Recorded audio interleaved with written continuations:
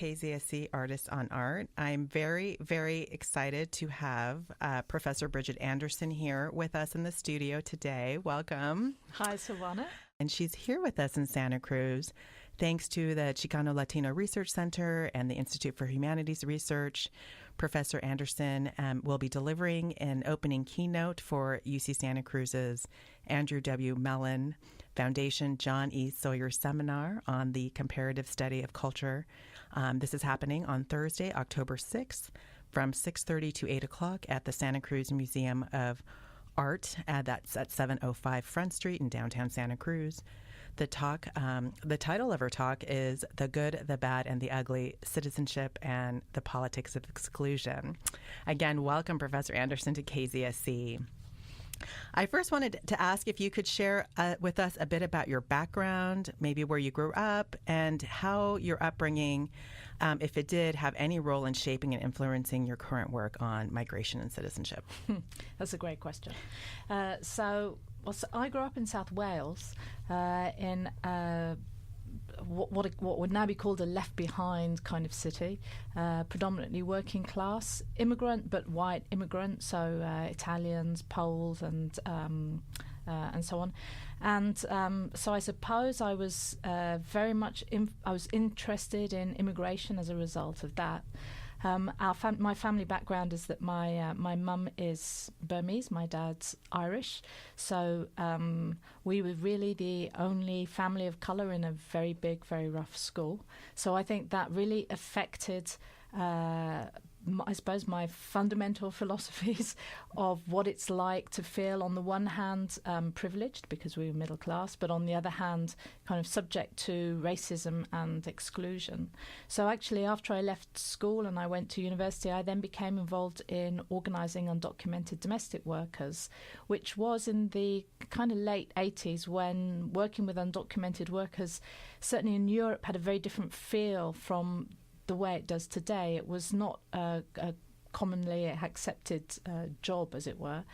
And so I moved from doing that kind of work into academia. I got a grant to do some research on the situation of undocumented domestic workers in Europe, and the funding body said they couldn't give me the money direct, and somebody said, oh, you could do it as a PhD. So I took this suggestion to the university and kind of walked backwards really into academic work, and that's where I've stayed, but I've tried to maintain my links with activist organisations and trade unions along the way. And why do you feel that's important to maintain those links to the community surrounding University of Oxford? Well, because I think that it's about trying to do your best to change the world, but it's also, I think, about learning from people, because I think that there's this idea that you have the ivory tower and we do the kind of thinking and the theoretical work, and then we come out with the answers, and then we kind of share that with people who can learn from us. And actually, I think it's much more of a two-way process, and that actually it's by listening to people and talking to people that you can get ideas. I recognise I'm a very privileged person. I've got the opportunity to sit back and think in a way in which lots of people have to deal with, emergencies the whole time. They don't have that sort of space, and I think in a way then you have an obligation really to share those moments and those insights that you can get with people, and then that sharing, that conversation then also improves your work. I mean, two of the key words you obviously work in is migration and then, of course, citizenship coupled with citizenship. Professor Anderson has been with us for a couple of days, and so we were in a discussion yesterday, and we talked about who counts as the migrant. And I wanted to know if you could talk a little bit about, based on your research and based on your connections in with activists, who does and does not count as the migrant.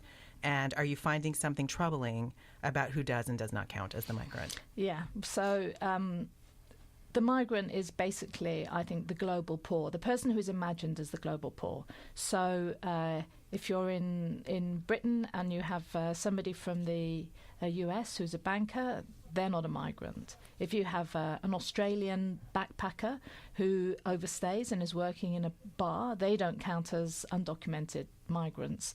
British people who go abroad and live in Hong Kong call themselves expats. They don't call themselves migrants. So there's something very peculiar about the term. And in a way, I think this is kind of troubling, because I think that as scholars, we have to be cognizant of the fact that we also are helping to create this category, that we actually focus on the movement of the global poor, who are constructed as migrants by immigration controls and by the language around that, by the media, by public discourse, and also by academic work.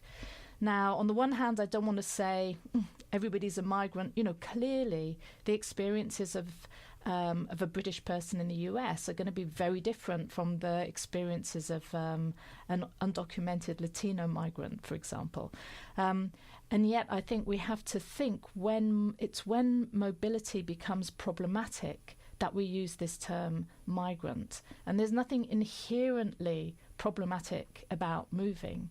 So in the very naming of someone as a migrant, where basically there's an implicit judgment there that there is a problem with their mobility.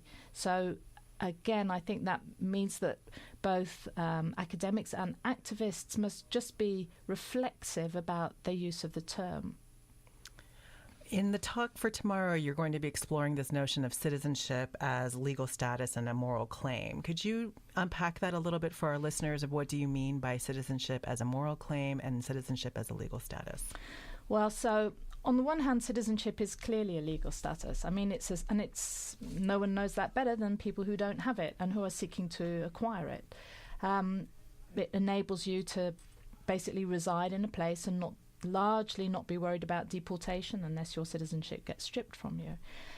But it is also a moral claim. So if anyone wants me to do something at work that I don't want to do, they'll ask me to be a good citizen. You know, so there's something there about values and about belonging and about, you know, pulling your weight.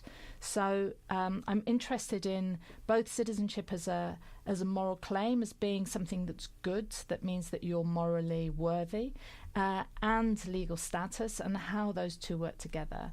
And tomorrow I'm going to be talking a bit about how you can see that overlap in naturalization processes, the processes through which migrants are able to obtain citizenship.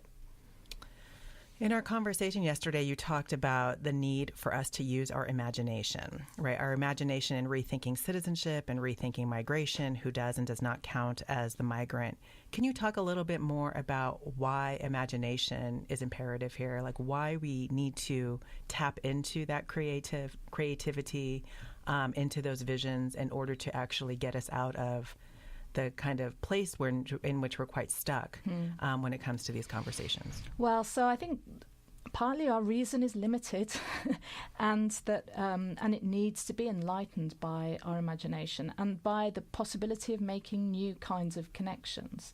And I think that we don't use our imagination enough in our academic work and also very often in our activist work in order to be able to make new and startling connections.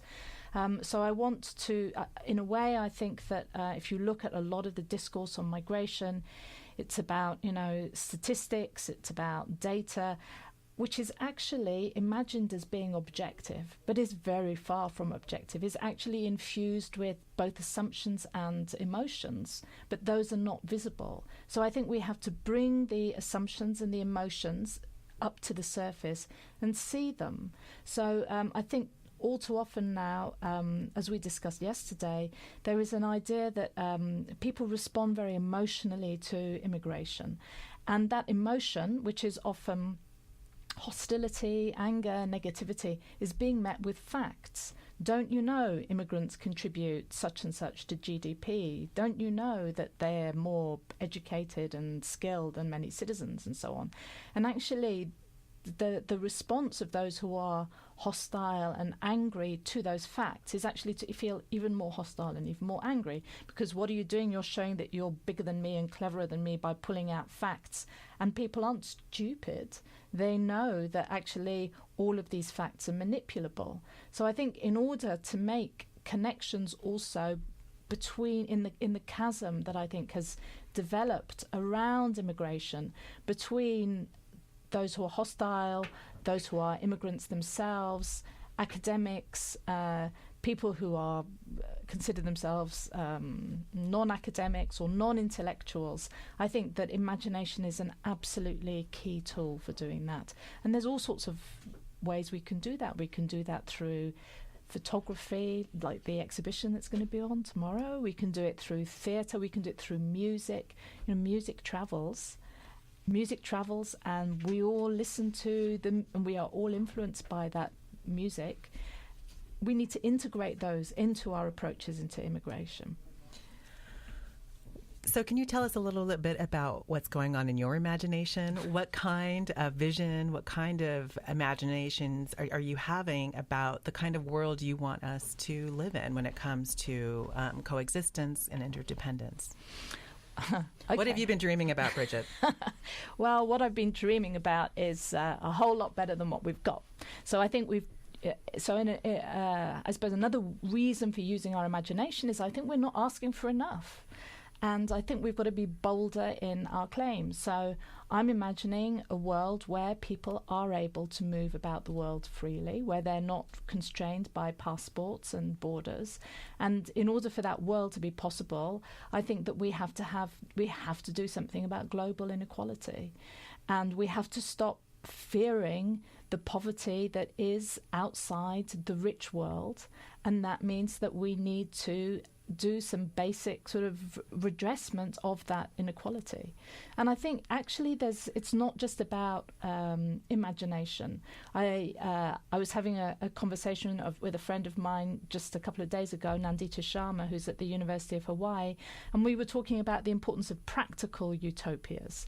And actually there are plenty of people who are engaged in building practical utopias, who are working towards a no-border world, who are working in projects where, for example, migrants and citizens, people with different statuses, are working on common housing projects, on finding new ways of living together, on what I like to call the commons, because I think a rediscovery of the commons, which is a very old historical practice, which I think is an important starting point for building a new kind of world where we don't have to endlessly be thinking, this is mine and I've got to keep hold of it, but actually this is all of ours and we can share it and we can find a new way of living together. And I think part of that is also about being a good ancestor as well as a good citizen. So that was a great phrase that Naomi Klein used in a recent article, and it really, really stuck with me. Let's also think about the kinds of world that's being passed on to future generations. Yeah, I think that's a really powerful quote, and it has stayed with me ever since you mentioned it. You are listening to Professor Bridget Anderson, Professor of Migration and Citizenship and the Deputy Director of the Center on Migration, Policy and Society at the University of Oxford. She is here in town giving a talk tomorrow that we hope you all come to at the Museum of Art and History at 705 Front Street. It is scheduled for Thursday, October 6th at 6:30 p.m. And the title of her talk is called The Good, the Bad, and the Ugly, Citizenship and the Politics of Exclusion. And I am Sylvanna Falcon, having this lovely conversation with Bridget about dreaming. So can we talk a little bit about what you find are some of the greatest myths that are circulating about migration that you are hoping to change in your work and also in your utopia? Okay, so bizarrely, for somebody who's a professor of migration and citizenship and who does a lot of work on migration, I quite often wish that people would stop talking about migrants. It's like, do we have to be talking about migrants and migration again? Because actually, I think a lot of the anxiety around immigration is the migrant has become a placeholder. So the migrant has become a placeholder for bigger worries about globalization, about inequality, about oncoming disaster, environmental disaster. In fact, thinking about the imagination, I think that if you look at the kind of images that are often used to describe migrants, the idea of them as being insects, swarms, vermin, and you kind of map that onto the kind of current obsessions with zombie movies and science fiction being taken over by aliens. Kind of, I think there is this tremendous cultural anxiety about the outsider that is true to do with migration, but it's not only migration, it's to do with fears about, I think, particularly the environment and what's happening to the world that we live in. And I think that migrants are becoming the source of blame for all of that. So I think I see part of my work as being trying to kind of undo some of that by precisely make it by saying, hey, look, this is how migrants are being described. If you look at what's happening at the borders of Europe, the way that that people are being talked about as rats and as cockroaches, and and let's make the connection with this and these zombie movies and see it for what it is, and understand that fear, and try and harness it for actually a more positive outcome, which is actually nothing to do with immigration, but which does respect the root of that anxiety.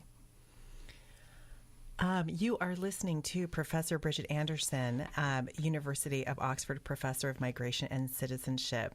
We just have a few more minutes, but I just wanted us to unpack a little bit more the role of the emotion in this larger debate. And we talked about it yesterday, and you addressed it a few minutes ago, where we talked about theater and other forms of artistic expression and really helping us get to some of the emotional aspects of the debate, because I think you're right that oftentimes when you meet somebody with data and empirical evidence, they become actually more entrenched in their positions of based in the fear that you're talking about. So what kinds of artistic work and theatrical positions have you seen in the UK that have maybe pushed you to this sort of perspective that it's the arts is the vehicle in which we need to tap into the emotions of this debate? So I can give you a couple of examples of work that my institute, Compass, has been involved with that I think has been quite helpful in this. So, for example, we worked, or we continue to work with the Migration Museum Project in London, who developed who curated an exhibition around the asylum, what's called the Jungle, which is like an asylum seekers encampment in Calais, where there's a lot of people who are waiting, maybe 2,000 or 3,000 people who are trying to cross the Channel into the UK.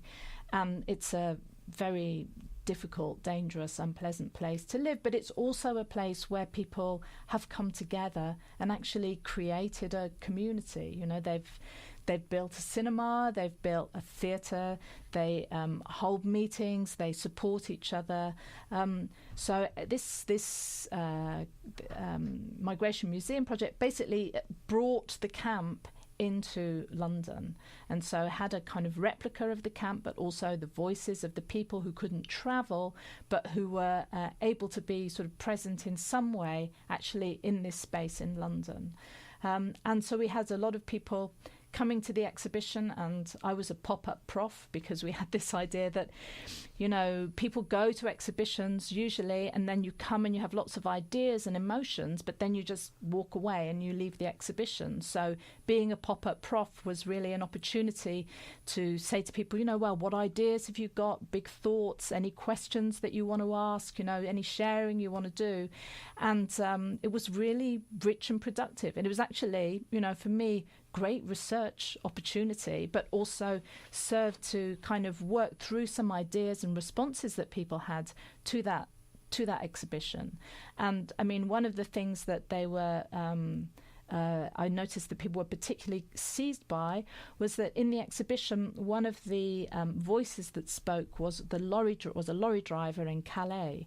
So what happens is that asylum seekers try and leap onto the back of these lorries, and so the lorry driver was saying, look, people are hurling rocks at our cabs, and then in order to slow us down so that they can get on to the back of the cabs, and then this is very dangerous for us and we get fined thousands of pounds. And so we had quite a good sort of discussion then about about the position of the lorry drivers, who are quite often by liberals and progressives cast as the kind of bad guys, but actually these are people who are actually placed in an almost impossible situation. So people were encouraged both ways to think about the asylum seekers, but also to think about the people who were in these more ambivalent positions.